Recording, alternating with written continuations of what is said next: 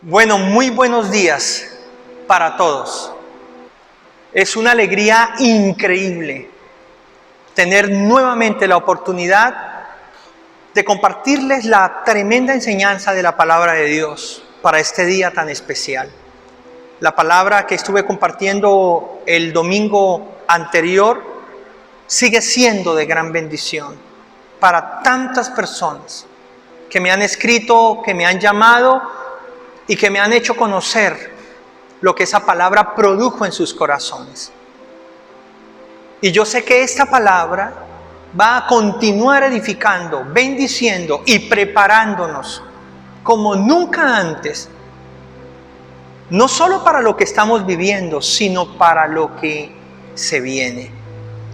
Por eso el título que Dios puso en mi corazón para compartir a través de esta palabra, que la vamos a encontrar en Mateo capítulo 24, versículo 32, tiene como título: ¿Y ahora qué sigue?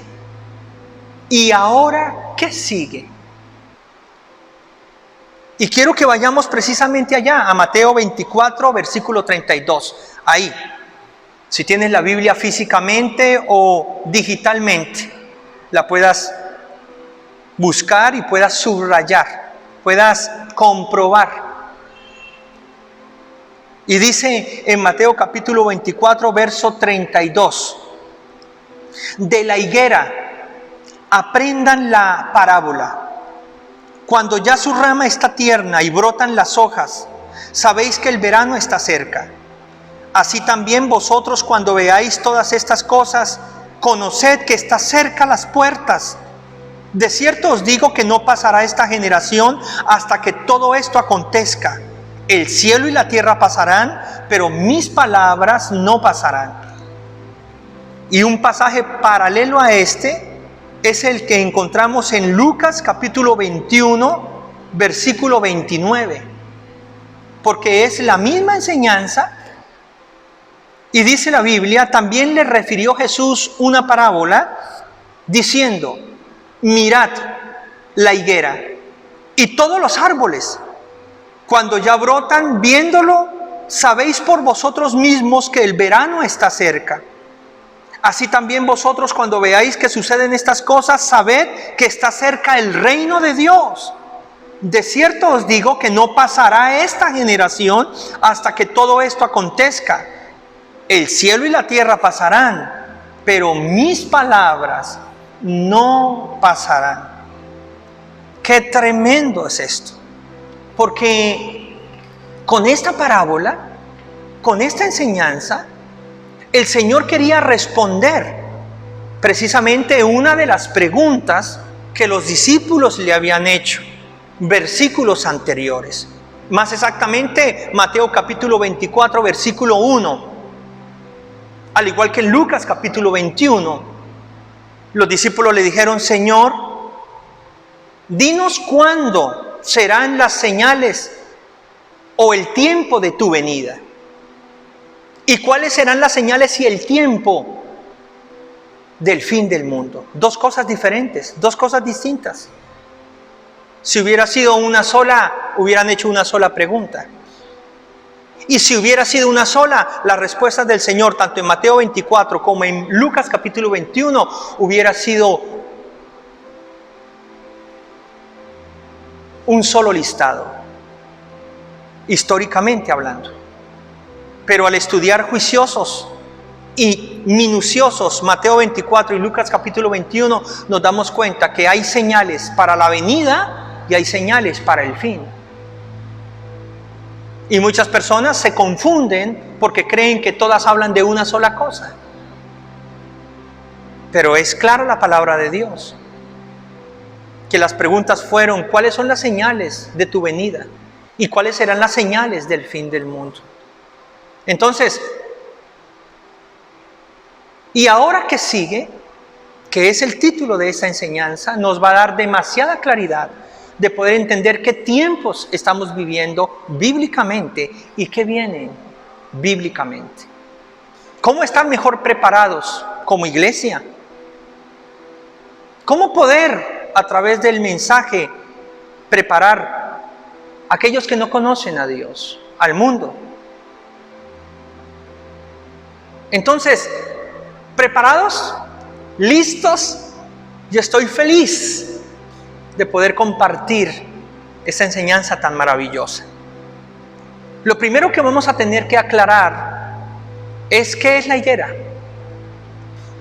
La higuera es Israel, es el pueblo de Dios, el pueblo judío, el pueblo hebreo.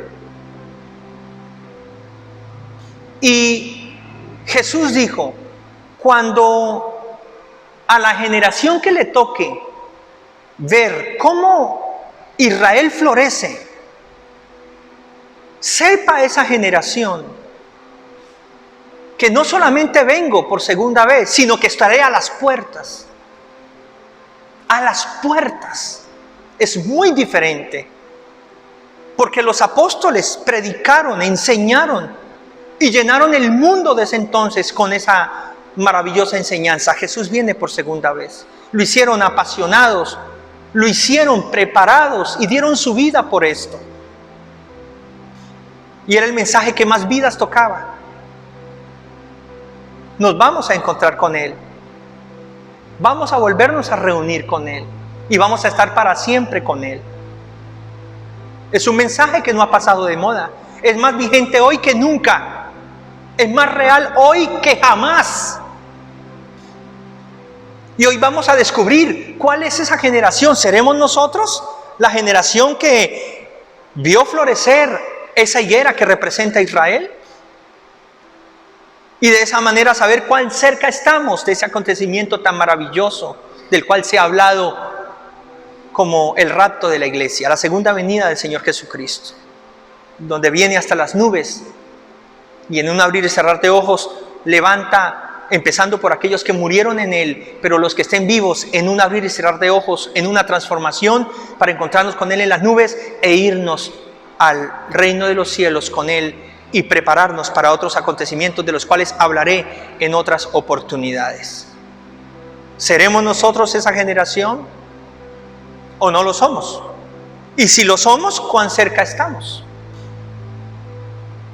Y si no lo somos, ¿cuáles serían los sustentos bíblicos para poder dar esa claridad? Vamos entonces a responder. ¿Somos nosotros la generación que vio florecer a Israel? Por supuesto que sí. Y lo voy a reiterar. Por supuesto que somos la generación que vio la higuera florecer. Y esto se dio el 14 de mayo de 1948, cuando por determinación de la mayoría de votos en las Naciones Unidas se declaró la independencia de Israel. Fueron nación después del genocidio de los nazis en la Segunda Guerra Mundial, cuando Hitler se había propuesto borrarlos del planeta. Años después de haber sido derrotados y perder la Segunda Guerra Mundial, el mundo entero observaba cómo la higuera florecía, cómo sus ramas volvían a brotar esas hojas. O sea que al año de hoy, 2020, mes de mayo, han pasado 72 años desde que Israel fue declarada nación por las Naciones Unidas. Y bíblicamente una generación, según el Salmo capítulo 90, a partir del versículo 1, está entre los 70 y los 80 años. Por eso dice la palabra de Dios, y los años de los hombres serán hasta 70 y en los más fuertes hasta los 80. Y ahí podríamos partir de lo que es una generación bíblica, entre 70 a 80. Ahora, de el 14 de mayo de 1948 a el 2020 que estamos viviendo hoy, han pasado 72 años. O sea que bíblicamente estaríamos a 8 años de ser lo que es una generación bíblica. ¿Qué quiere decir esto? ¿Que en 8 años viene el Señor Jesús? No, yo no dije eso. Estoy diciendo que estamos a 8 años de ser una generación bíblica, lo que quiere decir que el Señor dijo: a la generación que le corresponda ver el florecimiento de la higuera, o sea, lo que sucedió el 14 de mayo de 1945, sepa lo siguiente, que si las demás generaciones tuvieron la certeza de que yo venía por segunda vez, ustedes con mucha más razón, no solo tendrán la certeza, sino tendrán las evidencias como ninguna otra generación de que no solo vengo, sino que estoy a las puertas, de que ya no son minutos bíblicos, sino son segundos bíblicos. Y nosotros estamos viviendo los segundos de Dios. A partir del 14 de mayo de 1948, el mundo jamás volvió a ser el mismo, porque ha sido desde ese tiempo hasta donde se puso el primer satélite en el espacio. Ha sido de ese tiempo a donde vino la revolución de la tecnología, vino la revolución de la informática, aparecieron los celulares, apareció la televisión, y tenemos hoy los avances médicos, científicos y todas las áreas de una manera que en algún momento no llegamos a considerar que fuera tan rápido. El hombre pisó la luna. El mundo se armó con las tecnologías y las armas más poderosas y destructivas como nunca antes. El avance de los transportes, no solo terrestres, sino aéreos, para que se cumpliera lo que está en el libro de Daniel. La gente correrá de aquí para allá con tanta facilidad, y la tecnología avanzará, la ciencia avanzará de una manera descomunal. Es increíble todo lo que ha sucedido en tan poco tiempo. Es increíble todo lo que se ha desarrollado en tan poco tiempo. Desde 14 de mayo de 1948. A esa generación que somos nosotros, no solo podríamos decir Jesús viene, como lo hicieron esos apóstoles enamorados y apasionados, y aún su vida dieron por este mensaje y cambiaron naciones enteras, sino que no solo viene, está a las puertas, a las puertas. ¿Saben? Cuando veáis que todas estas cosas suceden, sepan que está a las puertas. Todas estas cosas es lo que está en Mateo capítulo 24 a partir del versículo 1. ¿Cuáles son las señales de tu venida, Señor? Muchos se levantarán en mi nombre y engañarán a muchos. Lo hemos visto y lo seguimos viendo y se seguirá viendo. Escucharán ustedes que muchas personas se proclamarán: yo soy el Cristo. Lo hemos visto, lo estamos viendo y lo seguiremos viendo. Oirán de guerras. Lo hemos visto, lo estamos viendo y lo seguiremos viendo. Reino se levantará contra reino. Habrán divisiones. Ya no serán guerras de una nación contra otra, sino las guerras se producirán dentro de las mismas naciones. Se dividirán los gobiernos, se dividirán las sociedades. Es lo que estamos viviendo como nunca antes, y lo que va a ir acrecentándose mucho más. Habrán pestes, habrán hambres, habrán terremotos, no que nunca hubieran existido, sino que la multiplicación sería a dimensiones mayores. Y es lo que ha sucedido, es lo que ha venido pasando. Esta no es la primera pandemia que enfrentamos. Esta ya es una de las muchas pandemias, y no es la última, y no será la última. El mundo no está viviendo por primera vez una crisis global económica, ya las ha vivido, pero vendrán peores, por supuesto. El mundo no está viviendo divisiones por primera vez, ya se han vivido, pero vendrán peores todavía. Y cada cosa que el Señor Jesucristo dijo que iban a suceder y que iban a ser parte del paquete de lo que tendría que ser o ver con la higuera que florecía, serían las señales para que a la generación que le correspondieran todas estas cosas pero como foco principal, la restauración de Israel como nación, sepa esa generación que estoy a las puertas, a las puertas. Entonces, ¿qué sigue? ¿Qué sigue para nosotros los cristianos, los hijos de Dios, la iglesia en general a nivel mundial? ¿Qué sigue? Sigue precisamente lo que está escrito ahí en la palabra de Dios. En Mateo capítulo 24.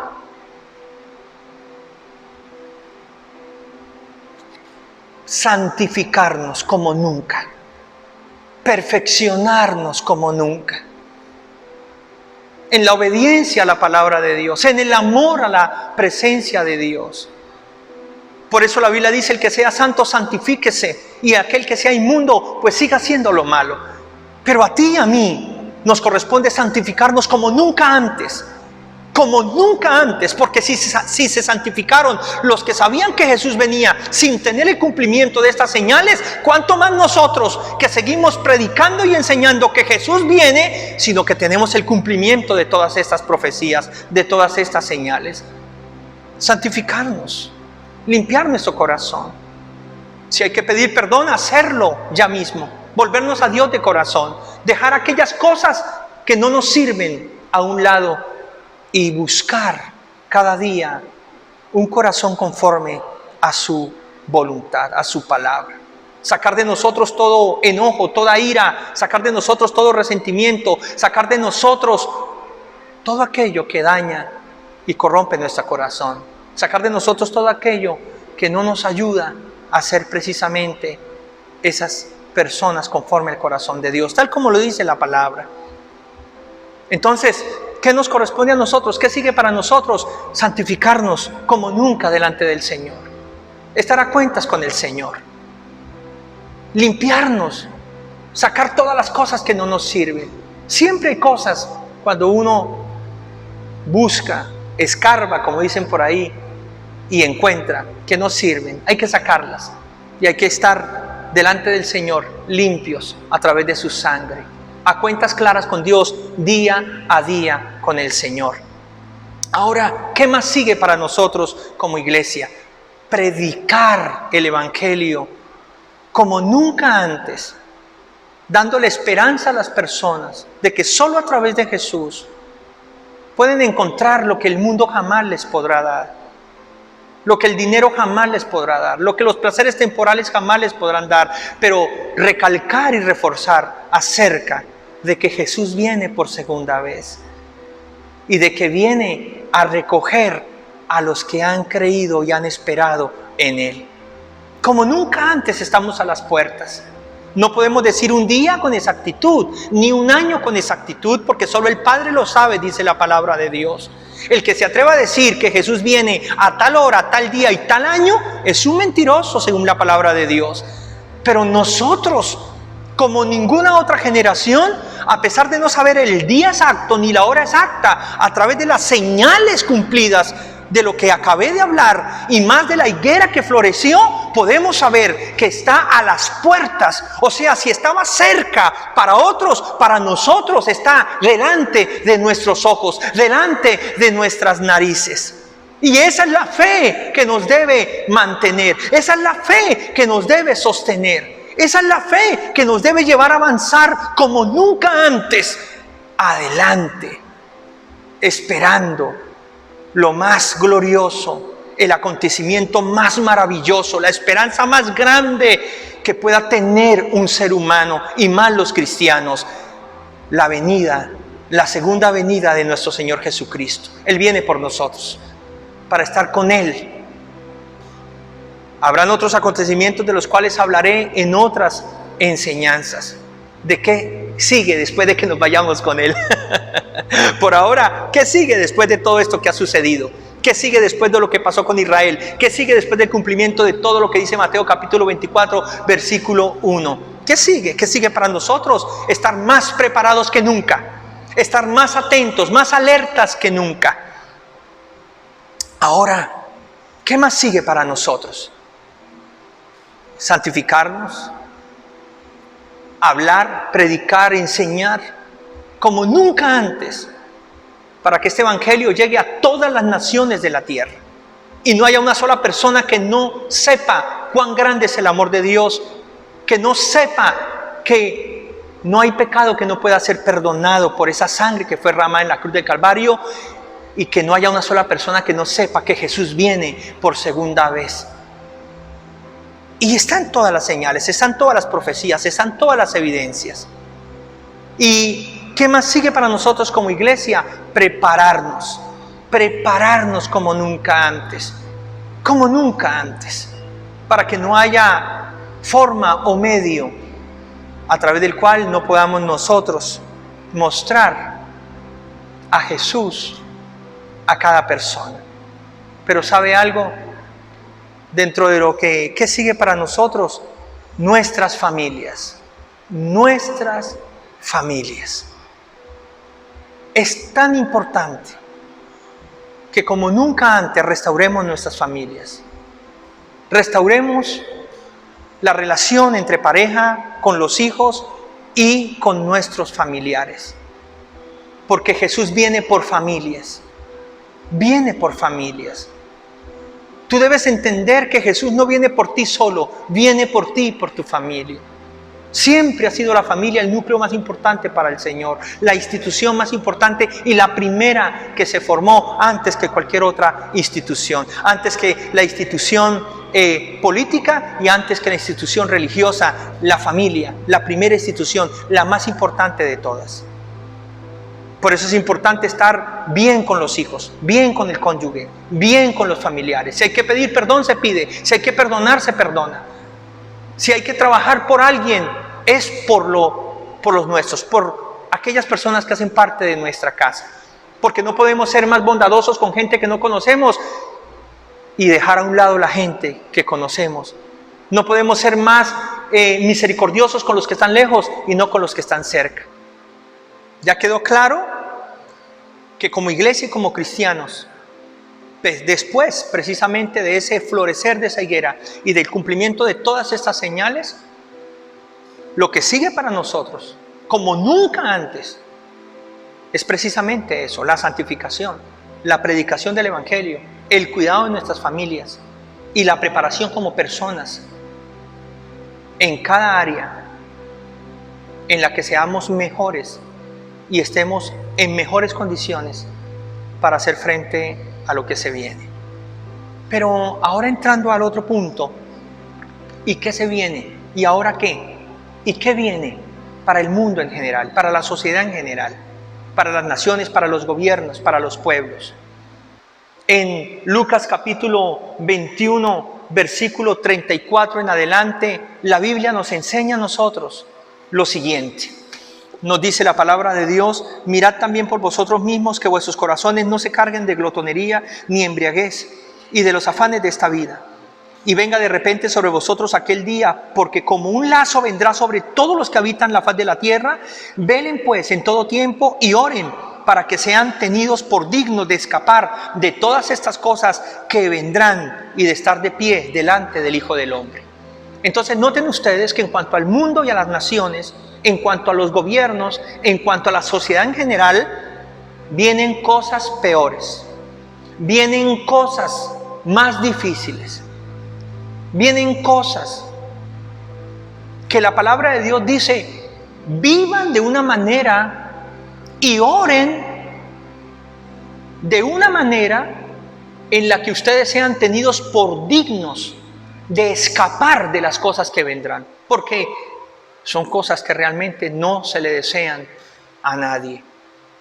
Y como iglesia nos queda claro, como hijos de Dios y como cristianos, de que aunque estamos viviendo principios de dolores y vamos a vivir otras cosas que tienen que ver también con el principio de dolores, hay otras cosas a las cuales Dios quiere que escapemos. No necesariamente tenemos que pasar, no necesariamente tenemos que vivir. ¿Y cuáles son esas cosas? Porque el principio de dolores está en Mateo capítulo 24, versículo 1 al 8, que ya lo miramos al principio. Pero ¿cuáles son las cosas que vendrán? Lo que está en Mateo capítulo 24, del verso 15 en adelante. Y son lo que tiene que ver con la gran tribulación, que es cuando la iglesia no está, cuando la iglesia fue levantada ¿Cuál es el escape que habla la Biblia? ¿Cuál es eso de ser tenidos por dignos para escapar si no es el rapto de la iglesia? Los que esperamos al Señor Jesucristo. Lo que no solamente lo hemos predicado, sino lo vivimos cada día en cada área de nuestra vida. Los que hemos puesto nuestra fe en su palabra. Qué maravillosa es la palabra de Dios. Habla de cosas que vendrán. Cosas que no son fáciles, por supuesto. Es más, en Mateo capítulo 24, verso 15 en adelante dice que son cosas tan terribles que ni siquiera han sucedido y no volverán a suceder. No volverán. Imagínate de qué estamos hablando. ¿De qué magnitud de cosas estamos hablando? A nivel económico, a nivel social, a nivel de salud, a nivel de medio ambiente, a nivel de orden público. ¡Oh, Dios mío! Que Dios guarde y tenga realmente esa misericordia sobre cada una de nuestras vidas. Y hay tres cosas a partir de ya, de hoy, que puedo decir con claridad, que no van a ser fáciles de decir, pero también nos van a dar una capacidad para prepararnos mejor. Porque esto tiene que ser escuchado, esto tiene que ser difundido. En las noticias escuchamos muchas cosas, pero la gente se pregunta, ¿y ahora qué va a pasar? ¿Será que después del 1 de julio todo vuelve a la normalidad? ¿Será que en 3 meses todo vuelve a la normalidad? ¿Será que a comienzos del otro año todo vuelve a la normalidad? Y muchas personas dicen, ¿cuál es la verdad de todo esto? ¿En qué va a parar todo esto? Y yo les digo algo con todo mi corazón. La primera cosa que viene para el mundo, es un hambre muy grande. No lo estoy diciendo yo, lo están diciendo los expertos, la misma OMS, los grandes científicos, conocedores del cambio climático, conocedores de todos los cambios que se han generado y más con esta pandemia. Viene un hambre de proporciones bíblicas, pero no es para que tú te llenes de temor ni de miedo, sino para que te prepares. No sabemos cuánto vaya a durar, no sabemos en qué momento exacto vaya a ser, como dicen por ahí, ese pico, porque ya hay secuelas de lo que estoy diciendo, ya hay cosas que están sucediendo, solo que la gente no se entera, solo que las personas no están al día, prefieren estar al día con cosas vanas que con las cosas realmente reales que están pasando en nuestra sociedad. Como lo que le está pasando a África, con esa plaga de langostas que está consumiendo la mayoría de los cultivos y ahí están al borde de una calamidad nacional en cuanto a la agricultura. Y está sucediendo en medio de esta pandemia y está sucediendo desde hace algunos meses, semanas, pero mucha gente no se entera. Ahora, esto es algo que muestra que no es algo que va a ser solamente para una nación o para un continente, sino que va a tocar el mundo entero. Que Dios guarde, que Dios tenga misericordia, pero tenemos que prepararnos. Y frente a esta noticia y frente a estas cosas que se están diciendo, ¿de qué manera nos podemos preparar? Debemos prepararnos como lo hizo José, cuando Dios le reveló que después de los 7 años de abundancia iban a haber 7 años de escasez. Entonces, aunque no estamos diciendo que esto van a ser 7 años, sino va a ser un tiempo, es importante, por favor, escuchen esto, todos, cristianos y no cristianos, que seamos prudentes con el dinero, que seamos prudentes con las finanzas, que seamos prudentes con los bienes materiales, aprendamos más la inversión que el gasto, aprendamos más el ahorro que el derroche, aprendamos la sabiduría, porque nos van a hacer falta esos ahorros, nos van a hacer falta esas inversiones, nos van a hacer falta esas buenas decisiones. No podemos seguir haciendo lo mismo que hacíamos antes. Para nadie es un secreto que los que más sufrieron y los que más están sufriendo en medio de estos tiempos son aquellas personas que no supieron cuidar lo que tenían, que no supieron ahorrar al menos algo, que no supieron invertir en algo que después pudieran hasta vender o intercambiar y les diera un soporte o un colchón. Pero tenemos todavía la oportunidad, porque Dios va a entregar bendiciones, porque el trabajo da bendición, porque el esfuerzo da bendición. Tú no puedes seguirse gastando el dinero como te lo venías gastando, vas a tener que aprender a ser sabio. Todavía tenemos oportunidad. Y sé que en medio de esa hambre podemos, así como pasó con José, sostenernos y aún ser de bendición para otras personas. Pero depende de ti y depende de mí. Ahora, lo segundo que viene es que muchas personas de pronto se están haciendo una falsa esperanza, por lo menos a corto plazo o a mediano plazo, y es la de que el COVID-19 desaparezca, y es la que esta pandemia ya deje de existir y, entre comillas, volvamos a la normalidad. Por eso mucha gente está diciendo, ¿y cuándo vamos a volver a la normalidad? ¿Y cuándo esto vuelve a ser como era antes? Y hay que decirlo con la realidad. Y no para producir miedo, sino para estar mejor preparados. No vamos a volver a la normalidad. Aunque vamos a poder hacer muchas de las cosas que hacíamos antes, no serán de la misma manera. Por eso, la OMS y otras organizaciones importantes que tienen la autoridad y el conocimiento, y estamos hablando de bacteriólogos, y estamos hablando de epidemiólogos, que pueden decir con certeza que más que vivir un post-COVID-19, por lo menos a 1 año o 2 años, vamos a tener que aprender a vivir con el virus. Vamos a tener que aprender a subsistir con esa situación. Porque mucha gente se seguirá infectando y mucha gente seguirá muriendo. Qué tremendo es esto. Pero yo quiero decirle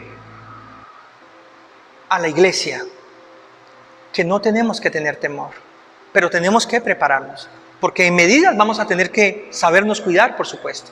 No podemos soltar la toalla y entonces ya no ser prudentes, sino ser sabios. No, vamos a ser prudentes, vamos a ser sabios, vamos a cumplir muchas normas, pero vamos a tener que enfrentar, ya no escondernos, ya no estar más confinados. Por eso a estas alturas de la vida, la mayoría de la gente está saliendo a las calles y los gobiernos no tienen de otra, porque el tiempo que hemos vivido confinados dejó en claridad algo. La pandemia no se detiene solo por el confinamiento. Y por otro lado está la crisis económica dura y severa que se está viviendo en el mundo entero. Por eso también dentro de estos confinamientos y dentro de este mes más que se dio de junio a julio en Colombia, muchos sectores reabren. Muchos sectores deben producir. De lo contrario, entonces la gente no moriría por un COVID, sino moriría de hambre. Y por eso tenemos que estar preparados con esto. Van a haber muchos cambios en la higiene personal, en la manera en que nos comuniquemos y entremos a los diferentes establecimientos en la sociedad. Pero vamos a tener que tener claro que más que esperar que en poco tiempo o incluso en mediano tiempo desaparezca esto, es a convivir con esto.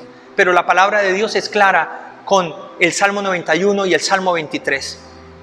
Plaga no tocará tu morada, y aunque ande en valle de sombra de muerte, no temeré mal alguno, porque solo tú, Señor, me haces vivir confiado. Esa palabra es para que la tomes en tu corazón. Está la urgencia de predicar el Evangelio. Está la urgencia de dar a conocer la palabra de Dios, porque Él es el único que nos da la protección que el mundo no nos puede dar. Hago memoria de esa palabra de los evangelios que dice que las puertas del infierno no prevalecerán contra la iglesia y que aún tendremos poder para pisar serpientes y escorpiones, y aún si bebiéremos cosa mortífera no nos dañará.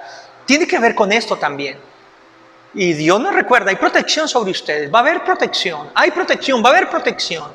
Ese es el poder de esa sangre y de esa promesa y de esa fe que tenemos.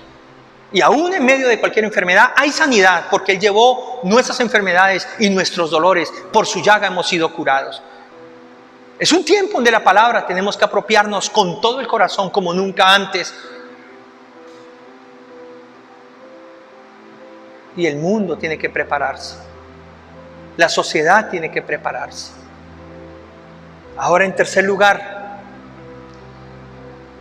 está totalmente claro que las plataformas digitales son las que van no solo a sostener, sino a avanzar para que los empleos y las empresas y los proyectos produzcan y generen grandes ingresos. Quiere decir que las personas que no se preparen en los sistemas, las personas que no se preparen en las plataformas digitales, las personas que no se preparen en todas estas cosas virtuales, pues van a quedarse en atrás, van a desaparecer. Miren ustedes como iglesia hoy, esta es la forma de congregarnos, esta es la forma de poder transmitir ese mensaje a la mayoría de las personas. Hace un tiempo se venía diciendo la importancia de prepararnos en toda esta cuestión de los medios. De pronto no le prestamos mucha atención, pero hoy nos damos cuenta la realidad tan grande y lo que será de aquí en adelante. Porque sabemos que se viene una reforma increíble en la tecnología, en la comunicación. La realidad virtual, la inteligencia artificial, el 5G, es algo increíble, es algo tremendo a través de la informática. Y ahí es donde tenemos que aprovechar también y prepararnos en la parte espiritual y en la parte física, en la parte laboral, en la parte secular, como empresarios, como personas de proyectos, de ideas, de planes, cualquiera que sea tu área. Tienes que especializarte, tienes que prepararte, tienes que pulirte, para que sea a través de estas nuevas tecnologías que se den a conocer tus productos, el trabajo de tus manos, que se dé a conocer esos sueños y esos anhelos, esos proyectos que quieras comercializar. Entonces, no hay tiempo para perder, no hay tiempo realmente para desperdiciar. Y por último, para terminar, es algo que lo voy a decir con mucho respeto, pero lo voy a decir con mucha vehemencia, con mucha seriedad. Y es que si nosotros, y me voy a incluir para ser parte de realmente lo que estamos viviendo, aunque yo me he cuidado mucho, pero me voy a incluir, porque debo aún ser más sabio en lo que voy a decir. Si nosotros hubiéramos elegido mejores gobernantes, yo les aseguro que hoy habría más recursos. Y yo les aseguro que hoy habría mayor respuesta a las necesidades, aún en medio de esta pandemia y de esta situación. Porque con tristeza nos hemos dado cuenta que la mayor pandemia de todas es la corrupción. Y especialmente aquí en Colombia, donde la mayoría de los gobernantes han aprovechado aún esta situación tan difícil que ha golpeado a todos los sectores para que a través de las ayudas, de los mercados y de los mismos servicios se desaparezcan millones y millones y billones del dinero que debiera servir para hacer realmente un poco más liviano y un poco más ligera la carga de todo lo que estamos viviendo. Por eso, 3 consejos importantes. No votes por favores. No votes simplemente porque alguien te diga, ayúdame con el voto. Vote por ese o por esa. Y no voten sin conocer realmente la hoja de vida de esa persona, la trayectoria de esa persona. Porque alguien dijo en alguna oportunidad, los pueblos merecen los gobernantes que eligen. Y si nosotros hoy seguimos sufriendo con los gobernantes que están allá, es porque nosotros merecemos eso, porque nosotros somos los que los hemos elegido. Pero yo les digo algo, nos merecemos algo mejor. Por eso, votemos mejor. Votemos con el corazón y con la responsabilidad de pensar en una sociedad que lo va a necesitar cada día más, porque aquí quedó demostrado que nos faltan mejores gobernantes, y los hay, solo que nosotros no estamos sabiendo elegir. Ahora, para terminar, yo te pido que ahí donde estás cierres tus ojos y repitas conmigo: Padre Celestial, muchas gracias por esta palabra. Porque queda claro que lo que sigue como iglesia es prepararnos en nuestra santidad, en la predicación y en cuidar nuestras familias. Que lo que sigue para este mundo no son cosas fáciles, serán cosas peores, aunque tendremos esperanza, por supuesto. Y tú nunca nos vas a abandonar, pero vienen cosas más difíciles, de las cuales tú quieres librar a tu iglesia en primer lugar, pero también quieres que de alguna forma las personas se preparen. Padre Celestial, gracias por abrirnos los ojos, por recordarnos que tenemos promesas, que te tenemos a ti y que hay esperanza para nuestras vidas. Que este es el tiempo con urgencia para orar más, para santificarnos más y para predicar más. No un evangelio que entretenga, no un evangelio que solamente lleve a las personas a poner los ojos sobre las cosas que están aquí abajo, sino como nunca antes en las cosas que están allá arriba, sin descuidar las que están aquí abajo. Gracias, Padre, porque yo quiero ser parte de ese momento en el que todos los que hemos creído en ti, Señor, y te hemos esperado, y más que decir que tú vienes con la certeza y la convicción de las señales cumplidas, a diferencia de tantos apóstoles y la iglesia primitiva, saber que estás a las puertas, Señor, y saber que en cualquier momento seremos levantados para estar contigo para siempre. Gracias, Señor. Amén y amén. Ahora, tú que me escuchaste por primera vez, que estás escuchando por primera vez esta enseñanza, cierra tus ojos. Y quiero que digas conmigo, con todo tu corazón: Señor Jesús, gracias. Porque ahora entiendo mejor por qué moriste en la cruz del Calvario y diste tu vida, derramando tu sangre por mí. Es para evitarme precisamente las cosas peores, las más difíciles. Gracias, porque a través de ese sacrificio puedo tener perdón de pecados y vida eterna. Por eso entra en mi corazón, límpiame con tu sangre preciosa, perdona mis pecados, escribe mi nombre en el libro de la vida. Y yo también quiero, Señor, escapar de esas cosas terribles de las cuales tú quieres que sean librados todos aquellos que pongan su fe en tu nombre, en tu palabra. A partir de ahora quiero conocerte más y crecer contigo. Dame tu paz, la paz que el mundo no me puede dar.